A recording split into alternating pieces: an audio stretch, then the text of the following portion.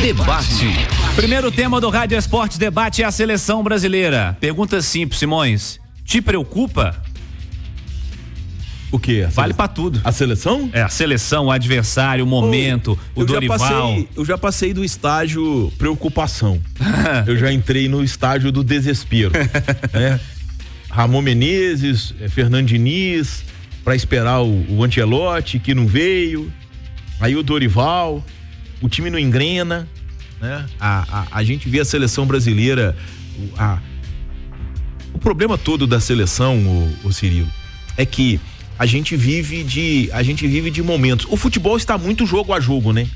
A gente perdeu aquela análise, aquela coisa da sequência, do mês, da temporada. O futebol virou uma coisa jogo a jogo. O mundo é muito instantâneo, né? Então, quer dizer, a gente acabou o jogo contra o Paraguai com a certeza de que o campeão voltou, de que o Vini Júnior é o melhor jogador do mundo, que a seleção brasileira é uma maravilha. Paraguai 0 ponto num grupo que tinha Costa Rica, né? Importante destacar. E aí, e chegou até a preocupar, né? Que eles tomaram 2 gols da Costa Rica ontem muito cedo, né? Embora o Brasil estivesse vencendo. Com 6 minutos estava 2-0 pra Costa Rica. E aí, a gente cai na realidade quando vai pegar um time com um nível técnico um pouco melhor, né? E um nível técnico um pouco melhor, assim, recheado de jogador que atua no Brasil, né? Tem alguns que atuam no futebol europeu, mas se você pegar ali, a base do meio de campo da Colômbia é quem? John Arias, Richard Rios, né? E Rames Rodrigues um pouco mais, sem tanta obrigação. Quem perdeu, né? Gol feito no final? O Borré. Joga no internet. Então, quer dizer, um pouco mais de organização e de qualidade, tá? É suficiente para poder mostrar a fragilidade que o futebol brasileiro vive neste momento. É uma coisa seríssima e que, na minha opinião, eu já disse isso outras vezes, vem da formação, Cirilo. Eu acho que nós formamos jogadores de forma equivocada. Nós não estamos formando jogadores, nós estamos formando estrelas, tá? E isso está impactando diretamente no desempenho da seleção brasileira. Então eu acho que é um processo que a gente vai ter dificuldade para reverter, se quiser reverter. E um passo importante: mudar a lei Pelé. Mudar essa história da formação do jogador, mudar, sabe? Tá muito errado, tá muito equivocado. O menino com 16, 17 anos, quando ele sobe, ele já tá pensando na Europa. Quando ele tem 18, 19, o caminho é esse. Os meninos não pensam em outra coisa que não seja ir pra Europa, e a formação do jogador saiu do clube e passou pra mão do empresário.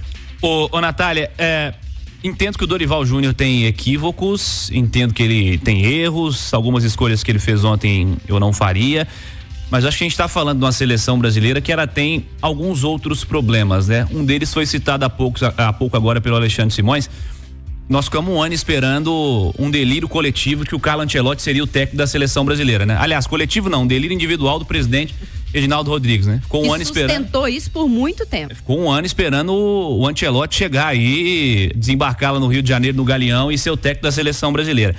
Um ano com o Diniz de interino, enquanto o Ancelotti tava pra vir, tava pra não vir, e não veio como previsto aí, por muitos menos pelo Reginaldo Rodrigues. Eu acho que a seleção brasileira não tem como estar pronta, sendo que nós perdemos um ano, ou um pouco mais do que isso, com o sonho do Ancelotti e o Diniz interino. E repito, Dorival comete erros, acho que a seleção tem problema, acho que o Brasil não tem um centroavante, o Brasil não tem um meio-campo. O meio-campo do Brasil só tem o Paquetá, que tá respondendo um negócio fora do campo e que pode acabar com a carreira dele, né? Esse cara é o titular da seleção brasileira. E hoje nós somos piores do que o Uruguai, do que a Argentina e do que a Colômbia.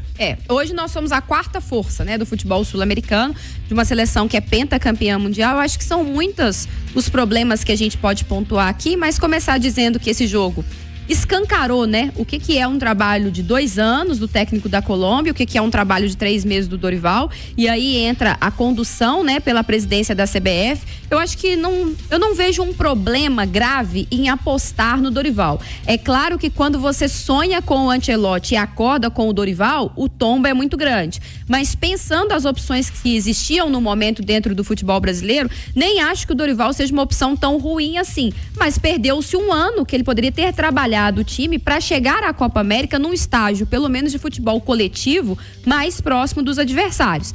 Para falar disso, para além disso, melhor dizendo, existem os equívocos que para mim ele tem cometido. Como, por exemplo, um pragmatismo que eu não sei de onde ele tirou. Porque o Dorival sempre foi um técnico de um futebol mais vertical, mais objetivo, mas sempre foi um treinador que gostava do resultado, gostava da vitória. E ontem me assustou ele. Tanto faz, né, Cirilo? Mudava pouca coisa, o Brasil se arriscar um pouco mais e ele não teve coragem de fazer isso. Então me assustou muito. Um outro problema que nós vivemos agora, a seleção brasileira é um time recheado de jogadores que jogam pelos lados do campo.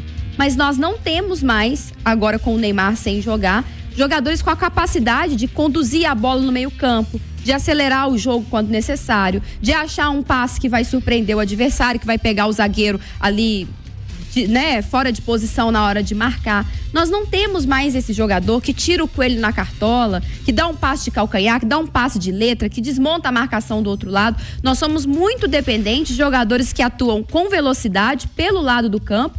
E o nosso meio-campo, que é tão badalado de jogadores da Premier League, o que a gente viu eles fazendo ontem? Tentando uma bola longa o tempo inteiro para colocar Rodrigo e Vinícius Júnior para correr. E Rafinha.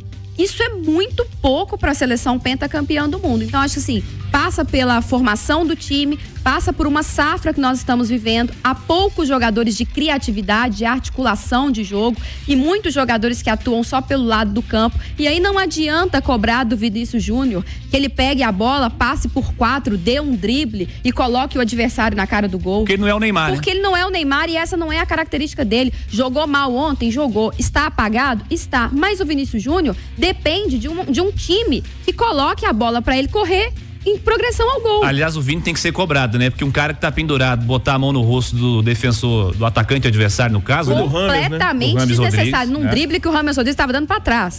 Agora, o mais triste para mim de pegar o Uruguai e a probabilidade de não se classificar é o fato de que o Dorival vai perder uma grande oportunidade, né?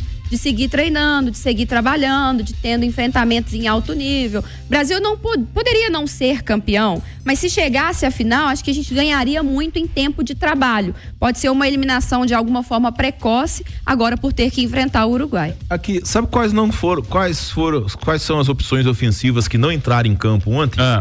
Evanilson, Gabriel Martinelli e PP. Vamos falar a verdade. Não dá. Evanilson, né? Gabriel Martinelli e PP. Não dá. Vai mudar alguma coisa? E precisa de um centroavante urgente. O Pedro não foi convocado porque por caridade. Então. O Flamengo ia perder muita gente e a CBF não quis caçar briga. Qual que é o problema dessa história do jogador brasileiro?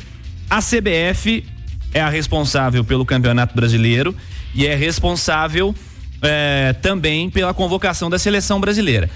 Quando ela desenha um calendário em que a Copa América afeta o seu campeonato, que também é organizado por ela não pode simplesmente resolver ferrar os clubes, né? Então o Flamengo, que já perdeu 5, perderia o centroavante titular. Hoje, por exemplo, o Pedro pode ser preservado contra o Atlético e o Carlinhos vai ter que jogar. O Carlinhos que não jogou pelo Flamengo ainda. Então, você acha que pode ter esse cenário? Não faltou o Pedro nessa seleção, ou talvez ele esteja faltando justamente porque quem faz o calendário é quem convoca a seleção? Ô Cirilo, ontem, pra te falar a verdade, a situação era tão dramática que eu senti saudade do Roberto Firmino. Você mandou no grupo nosso mesmo. Mas aqui é verdade. Bola longa o tempo inteiro procurando alguém na área que não existe. Sabe? Nós estamos citando individualidades, eu tenho saudade de um nome: Adenor Bach. Tem saudade do Tite. Porque o Tite atropelava todo mundo no futebol sul-americano. Perder em quartas de final de Copa do Mundo, todo mundo perde. Isso. Inclusive, eu quero ver. Perdeu o final de Copa América pra Argentina, mas que no outono foi campeão do mundo. Eu quero ver se a gente vai chegar nas quartas de final da Copa do Mundo com o Dorival treinador, né? Não, com esse time aí. Se bem que a Copa do Mundo vai ter 48 seleções, né? Vai ser aqui os grupos ali. O Brasil vai cair no grupo acho que com Samoa, Guatemala e. Muito vai passar pelas escolhas dele. Ele pode até fazer um bom trabalho, mas se ele continuar convocando esses nomes aí, acho que nem o Ancelotti dá jeito, viu, Cirilo? O que acontece é isso, sabe, Cirilo? O que eu cobro aqui, e eu acho que é até produtivo, eu acho que a pressão em cima do Vinícius Júnior, ela tem que ser diminuída. Porque a gente no Brasil fica, o melhor do mundo. Outro dia o Marcelo Bielsa, e eu nem concordo com ele, mas deu uma entrevista dizendo, gente, o Vinícius Júnior é top 10 do mundo. Sabe? Eu acho que a gente precisa tratar o nosso futebol dentro da nossa realidade. E a realidade, para dizer uma palavra que eu costumo utilizar bastante no almoço, Cirilo, é triste. Não, é triste. Você fala triste e complementa com demais. Mas é muito triste. O cenário da seleção brasileira é triste. A gente tem meio de campo, João Gomes, Bruno Guimarães, nunca... joga na Premier League. Pô, e daí? Joga onde? Né? Nós precisamos de um coletivo forte. A verdade é essa. Vai ter Brasil e Uruguai no sábado, hein? Oremos todos. Aquela corrente de oração. Vamos juntos pra frente, Brasil. Salve a seleção. Sabadão tem Brasil e Uruguai às 10 horas na Itatiaia, clássico do futebol mundial. Par de ingressos para Atlético e Flamengo, logo mais, Arena MRV, Leila Gláucia do Prado, final de telefone 6999.